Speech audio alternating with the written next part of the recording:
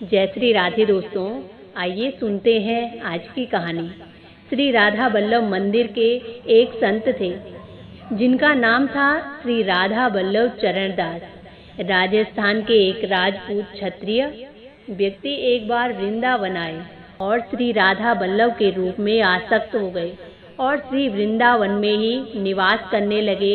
ये बहुत बलवान थे और राधा वल्लभ मंदिर का जो सबसे बड़ा घंटा था उसको अपने हाथ में लेकर आरती के समय बजाया करते थे। एक समय महात्मा जी पूजा के लिए फूल लाने यमुना जी के किनारे गए। वहाँ एक मगरमच्छ ने उनका पैर पकड़ लिया। मगरमच्छ का बल जल में बहुत अधिक होता है, लेकिन महात्मा जी भी प्रचंड बलवान थे। महात्मा जी ने कहा कि हे प्रभु, ये मगरमच्छ तो मुझे आपकी सेवा करने से रोक रहा है। महात्मा जी ने प्रयास किया कि वो पैर छोड़े, लेकिन उसने पैर छोड़ा नहीं। अब महात्मा जी ने उसको अपने कंधे पर उठा लिया और वृंदावन की गलियों में घुमाकर श्री राधा वल्लभ मंदिर में ले आए।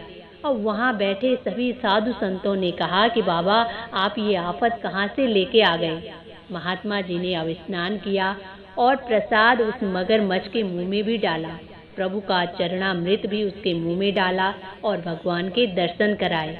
इसके बाद अब महात्मा जी ने फिर उस मगरमच्छ को उठाया और यमुना जी के जब महात्मा जी वहां से लौटे तो संतों ने पूछा कि महाराज जी, आपने उस मगरमच्छ को मंदिर में लाकर चरणामृत और प्रसाद पवाया, भगवान के दर्शन भी करवाए, इसका क्या कारण था?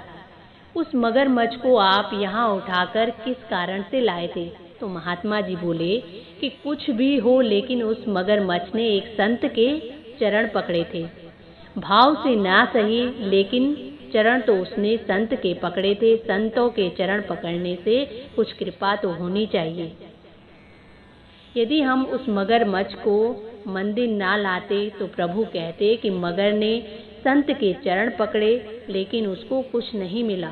मेरे राधा वल्लभ की बदनामी होती, इसलिए मैं उस मगरमच्छ को पकड़कर मंदिर ले आया।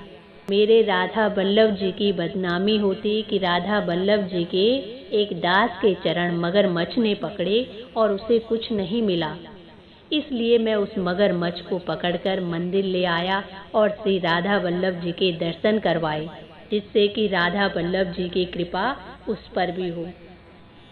तो दोस्तों, ये थी आज की एक छोटी सी कहानी।